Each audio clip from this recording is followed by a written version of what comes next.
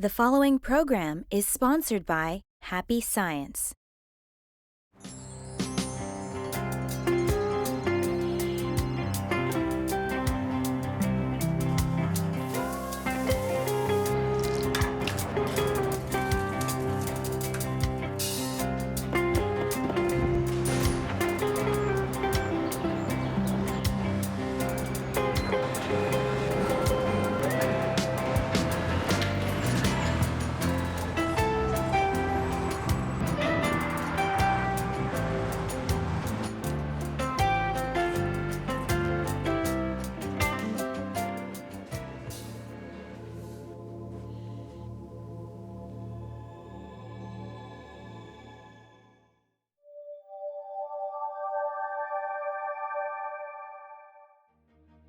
Hello, and thank you for accepting our invitation to happiness.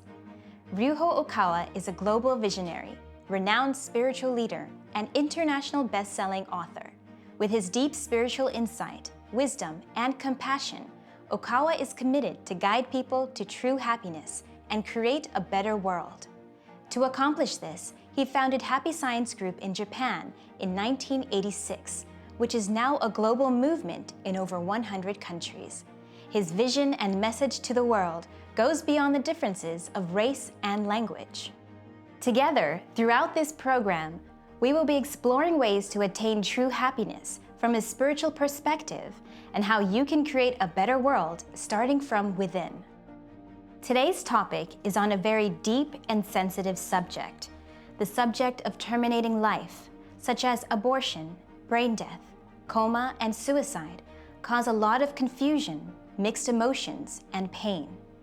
Our aim here is to offer relief and salvation while giving an explanation from a spiritual perspective in order for those who go through such circumstances to make an educated decision. In general, there are two kinds of death, one by natural causes through old age or illness, and the other by early termination.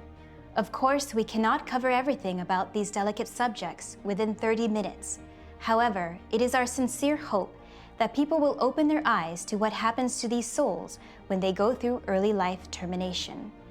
Before we go deeper, let's ask the people in New York what they think happens to these souls. Well, you can die inside and just kind of stagnate. You can kind of sell yourself out and forget, the reason you do the things you do. I think that's a kind of a Walking Dead kind of scenario. I do believe there's something spiritual in death, and I do think there is a part of life that is kept after death. But I don't know if there's actually a physical place we go up into the clouds. I'm still debating on that every day of my life. It's a tricky one for me because I really struggle. I come from a family of very strong Christian faith, and they all believe in the afterlife, and I really don't know. And I'm honest. I say I don't know what comes next, and if you truly don't know, you can't say with certainty. So I'd like to think the soul leaves the body and goes somewhere else, but I don't know. First, let's hear from Okawa about eternal life and the truth about human souls. There are many religious teachings and various kinds of enlightenment at Happy Science. People living in this world have many sufferings. But the most important thing in life is to understand that our souls have eternal life.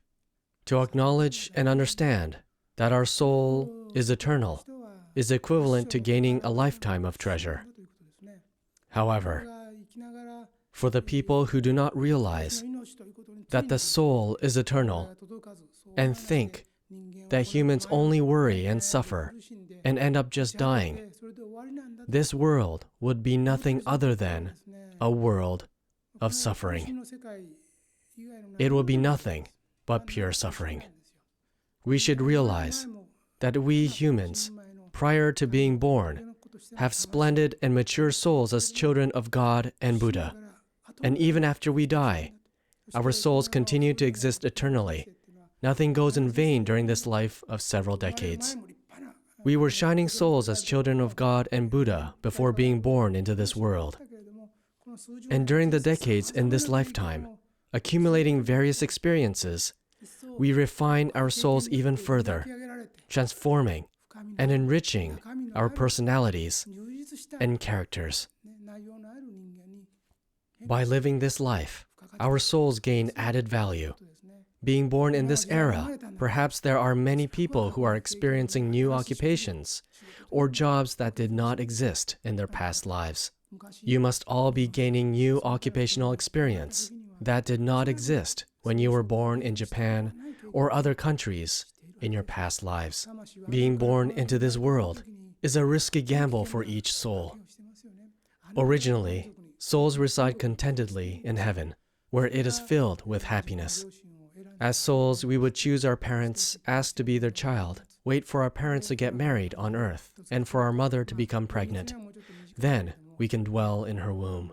Then, on the 8th or the 9th week, the soul enters the womb. The soul enters the womb around the 9th week, but preparation for birth would have already begun in heaven. And for at least 38 or 40 weeks, or for almost a year, the soul is entrapped in the mother's womb, just like a silkworm wrapped in its cocoon. The mental state of the soul is like this. During this period, accidents such as miscarriages can happen, but the soul cannot complain. Thus, the soul experiences fear of not knowing what will happen. Before birth, about half of all souls are anxious that they might fail in life after being born. The souls are aware that they might fail in their life on earth and go through suffering, and that there is also possibility for them to end up in hell for decades after they die. However, they think that even if half of them end up failing, and they do end up in hell for a few hundred years after death, the opportunity to go through soul training in this modern advanced era is such a rare and exciting experience that it is worth taking the risk of being born. Even if one's life is cut short due to illness in childhood or in a traffic accident, having received a life in this lifetime is a precious experience. It means that the soul as a consciousness has gained a new experience. This is the reason we repeat reincarnation over and over again for dozens, hundreds, or even greater number of times, going through the various patterns of life. We are born into a male body, and other times in a female body, going through a variety of different experiences. For example, a man who was excessively autocratic and violent towards others in his past life may be reborn as a woman so that he can gain the experience of looking back at himself from the opposite standpoint and consider others' feelings. The system of reincarnation allows us to enrich our lives by going through various experiences. As we live in this world, when we come across worries, suffering, and setbacks, we might think, I want to avoid this. Why do I have to face such hardship? If I were an angel or archangel or an angel of light, I would not have to meet with such suffering. I should be able to live more happily. I might be cursed for having such a hard life. But that is not true. The perspective of this world and the other world is reversed. When viewed from the other world, the life of a person who is undergoing suffering looks thrilling and is considered to be an elite soul that is going through tough training that will strengthen the soul. So we should not just complain about the problem, but consider it as tackling a math or foreign language problem. You should try to think, even though the problem is very difficult, it's challenging and stimulating to my soul. This is, in fact, quite fun. Or, if I work on it for an hour, I may gain that much more strength. However, if you wish to live a life with greater happiness, you should consider advancing your way of thinking a step further. Ultimately, the sense of happiness grows bigger if you could accept the way of thinking that the soul or the spiritual body is your true self, and that the physical body is nothing more than clothing. Being born or dying are equivalent to putting on and taking off your clothes. Death is merely the soul removing or changing its clothing.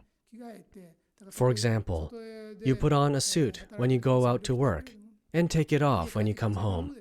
This returning home is equivalent to returning to the other world or spirit world after death. This is the system of reincarnation. The other world, called the real world, is your original home, your home ground. The body we dwell in this life will perish after about 100 years. However, we should not lament that. I hope you can change your perspective around like this. When we look at our lives in this way, everything in our life starts to look differently. I hope you can accept this spiritual truth and live accordingly. Then, the various hardships and difficulties in this world will become enjoyable. It is important to know that the essence of a human being is the soul, and the soul has eternal life. Through numerous reincarnations, we accumulate new experiences and attain wisdom that cultivates our souls. Obstacles in life are like math drills. The more we tackle them, the better and wiser we become. Family members, such as our parents, children, spouses, and siblings, are actually souls that are deeply connected to us spiritually. The ties go beyond past, present, and future. We repeat reincarnation together to learn from each other, changing roles and sometimes even gender. We are not born by coincidence and choose to be born under the given circumstances. Realizing this will make our lives even more meaningful. It was in my late 20s, after I attained spiritual powers, that I spoke to a young woman who told me that her father had died in a traffic accident 5 years ago. After a while, I saw the spirit of her father. He was possessing her from behind. The father spirit then came to me, so I made effort to persuade him and talk to him for about an hour. He was in the exact same condition as when he died in the traffic accident. He was suffering in terrible agony. So I talked with her father's spirit, but since traffic accidents happens all of a sudden, of course, he wasn't ready for it. Without any time to think about what would happen to his family, and right in the middle of everything at work, he had suddenly lost his life. For 5 years, the father's spirit had wandered about with his skull split open, and a great deal of blood pouring out of his head, saying, "It hurts. Somebody help me." Usually, after you die and become a spirit, there should be no pain or blood at all. People who are studying happy science teachings would understand this, and a peaceful world will await those who are aware of this. But when an individual believes 100% that their physical body is who they really are, this is not the case. If they are run over by a dump truck and their body is mangled, pouring with blood, they will believe 100% that that is their true self. Even if you try telling these people that they are now spiritual beings without their physical bodies, and that their physical body has been cremated and is no longer existent, these people who died with such a state of mind will still continue crying in pain because they wouldn't have seen their own funeral. They will still be suffering in pain, covered in blood, in the spirit world. So people who die from an illness or a traffic accident would remain in their critical condition. Likewise, if someone dies of stomach cancer and their corpse is cremated in a crematorium, their physical body no longer exists and they should not have a stomach to cause them any pain. But the pain of their stomach cancer will stick with them for years after they have passed away. Even people who suffered and died from a heart failure, who had their bodies cremated, will still find themselves short of breath and will complain of chest pains. In short, these people have lived with minimum spiritual understanding, and they have not cultivated their mind. So these people believe that their spirit is made up of their brain and nerves, just like how the doctors told them. This is their level of enlightenment. To these people, their physical body is who they are, so they continue suffering after death. If they are receiving medical treatments in their last moments, the pain will be passed on to their spiritual body and will stick with them after death. I myself have witnessed many of these situations, so death doesn't relieve your pain. You will still feel the pain. The soul continues to exist after death. Not understanding this spiritual truth makes it difficult for when it comes time to cross over. we must know that the brain is not what determines human life or death. The soul does. In other words, the brain can be compared to a car and the mind or soul to a driver. We should not be attached to our bodies. We must realize the importance of knowing spiritual truth while still alive on earth and strive to cultivate our minds and souls instead. With this in mind, let us move on to the next lecture that explains what happens to the souls that undergo abortion and organ transplant. I clearly state that a human being is in existence predestined to die 100%. In other words, we should plan our life based on the fact that we will die someday. I am telling you to construct your lives on the truth that one day we will die. Furthermore, we must know that the world after death does exist. I have stated this repeatedly. Only someone like myself, who have experienced numerous spiritual phenomena, can say this with conviction. Thus, I am making this point whenever I can. Human beings are born while crying and die while crying, or people around the deceased will cry and say farewell. It may be sad, but there is a misunderstanding for both occasions. Why are babies born crying? It would make more sense for them to be born happy and laughing. So why should they cry? The fact is that the soul of a child stays in the mother's womb for 10 months in darkness, waiting to be born into this world. During this time, the child is filled with the sorrow of loneliness, and even worrying whether he or she can be born safely. The child is filled with anxiety and fear, so it experiences a great sense of relief and happiness at birth, which is expressed through crying. The soul of a child worries whether he or she can be born safely, not only in the mother's womb, but since coming to an agreement with the parents-to-be in the heavenly realm, and through the period of preparation for a new life. This is particularly true in a country like modern Japan, where a large number of abortions take place. Some parents want to abort after their baby is already in the mother's womb. The mother may say, "I am pregnant, but I want to keep my job, so I want an abortion." Or the father may say, "I don't want any children," and abort the child. The child's soul may call out to them saying, "That's ridiculous," but unfortunately that voice cannot be heard. Of course, sometimes it can't be helped due to circumstances. But in the case of a loving couple, I hope they would bear and raise the children that they conceive.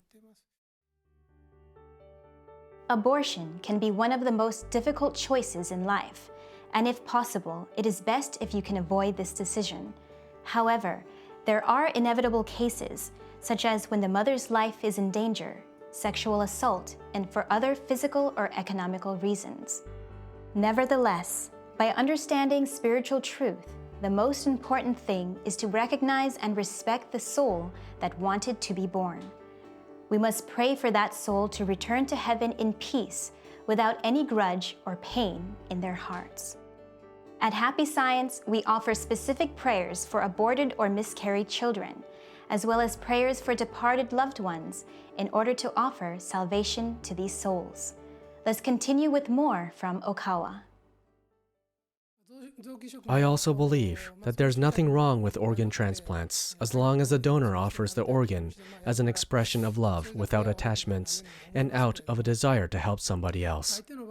However, in most cases, people are unable to acknowledge their death, so they cannot cross over to the other side smoothly after death. These people usually spend a period of time in great confusion without any idea of what has happened to them. Even if they have offered to donate their organs while they were still alive, it is doubtful whether they can fully abandon their sense of belonging to their bodies or organs when it comes to transplant. In most cases, they have a strong attachment to their physical bodies, including organs, so they move into and possess the recipient's bodies. In fact, there are many cases reported where a person who has received a transplant undergoes a total change of character and becomes a different person altogether. You should know the truth behind this phenomenon. Sometimes the recipient's body will reject the donor's organ, but there are also a large number of cases where a person's character changes. This is because the recipient becomes totally possessed by the spirit of the donor. However, it is not easy to remove this possession. The donor spirit insists that he or she owns the donated organ, which is a somewhat valid claim, so it is difficult to make the spirit leave from the recipient's body. The soul and the body are joined together by the invisible cord called silver cord. But when an organ is transplanted, a different soul will enter the recipient's body, so the recipient's body will house two personalities. If the donor happens to be a good, angelic person, then it is fine. However, there is a high chance of receiving organs from those who are not very good or healthy in the spiritual sense. If someone was to receive a heart from a gangster who had been killed in a shootout, then this person may undergo a major personality change. So nobody would want to receive an organ from an evil person because the donor's evil character may be passed on. Stray spirits can possess people living in this world even without direct physical connection, but an organ transplant will provide a foundation that serves as a strong foothold for them. Spirits who are attached to this world will utilize this foothold to possess the living indefinitely. A part of their consciousness remains with the recipient of the organ, making them extremely difficult to drive out. In this way, organ transplant can be a frightening procedure without an understanding of the spiritual truth. I would like people to have this knowledge in advance. Organ transplants are believed to be an act of giving, and indeed, there are many people who can be saved. However, when the soul of the donor does not know they have passed away, phenomena such as organ rejection or even a multiple personality disorder might occur. Therefore, without spiritual knowledge, it can be a risky procedure. The donor, recipient, and their families need to understand spiritual truth and be sure not to treat the organ as a material object. Next, let's move on to the subject of suicide. There are people who do not realize that they are a spiritual being, a soul, even after they have died. I suppose that there are people who commit suicide, thinking that life will become easier if they pass to the other world. These people do not believe the other world exists. They think this world is full of pain, but life ends in this world. So if I die, my debts will disappear, the suffering from personal relationships will disappear, and the pain of being fired from my job will disappear. If I die, then all my problems will be solved. They then jump off a building or commit suicide in another way. It takes these spirits a long time to realize their existence as souls. As a result, even after they have arrived in the next world, they continue to commit suicide by jumping off tall buildings. When they do this, their bodies are smashed by the impact with the ground and blood flows from their wounds. It has the same effect as when they jumped into this world. Their bodies are destroyed and there is blood everywhere. They think, this time I have managed to die. But after a short while, their bodies repair themselves and they return to their original state. They then stand up, climb to the top of the building, and jump off again, repeating this many times. After a while, they tire of this endless repetition and return to the building in this world where they originally committed suicide. They search for someone who looks as though he wishes to die, and possesses him, and they jump together. There are some cliffs by the sea that are famous for the number of suicides that happen there. The spirits of those who have previously committed suicide drag other people to their deaths. They look for someone who is wandering around, deep in worry, then possess him and make him feel that the spirit's emotions are his own, and let him commit suicide. In this way, they continue to increase their numbers until a specific spiritual field is created in that place, which becomes like a kind of hell. So hell can be created in places that are famous as sites for suicides. Not knowing the truth is indeed frightening. There are people who commit suicide without knowing that there is life after death, and there are others who do so while believing they will go to heaven.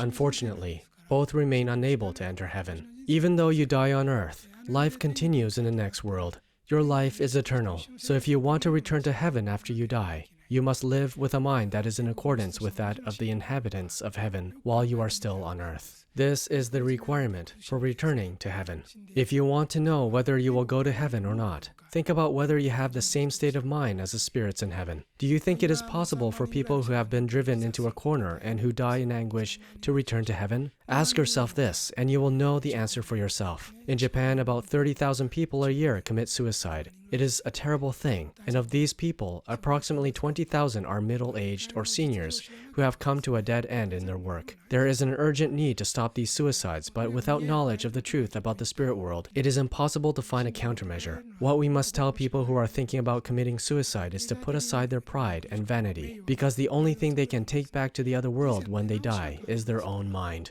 No matter how hard their financial situation, no matter how their reputation or pride may be destroyed, it is always possible to make a fresh start. If you believe that life is limited to this world, then you will feel your future is hopeless and you may well want to die. However, life continues after death, and your suffering is increased tenfold or even hundredfold. I hope that on this occasion, you will reconsider the nobility of humankind and realize the meaning of your soul training here on earth. Please understand how important it is to live on the basis of the knowledge that life after death really does exist. From the standpoint of eternal life, suicide is not the answer. Life is a school, and yes, it can be challenging. However, it is a training ground for refining our souls. Everything happens in life for a reason. Even if misfortune takes place, the important thing is how we get through tough times. We must understand that we all have purpose in life. And last but not least, never forget that God and angels are watching over and guiding us. God never gives us a burden we cannot handle. Knowing the spiritual truth about suicide makes it simply not worth it. If you or someone you know are depressed and considering suicide, please let us reach out and help. The fact that you still have life means that you can start over. At Happy Science, we offer many teachings related to today's topic. We also offer prayer for departed children, for deceased loved ones, and for ancestors. Please also watch our spiritual animated movie, The Laws of Eternity, which explains life after death and the spirit world in detail. We are here to support you in solving your life problems. Please do not hesitate to reach out. For more information, please contact a Happy Science location near you. If you'd like to learn more about Okawa and the teachings of Happy Science, visit invitationtohappiness.org or call us at 1-800-710-7777. We have a big announcement. On Sunday, October 22nd, Okawa will be coming to Toronto, Canada to give a special lecture. It will take place at Weston Harbour Castle, Toronto. All are welcome. Seats are limited. Please make your reservation by going to invitationtohappiness.org or by calling 1-800-710-7777. Once again, thank you for accepting our invitation to happiness. Join us next week for the topic, The Mindset to Grow Through Both Success and Failure, introducing invincible thinking. See you next time. Where do we go when we die? The 9 Dimensions uncovers the mysteries of the afterlife.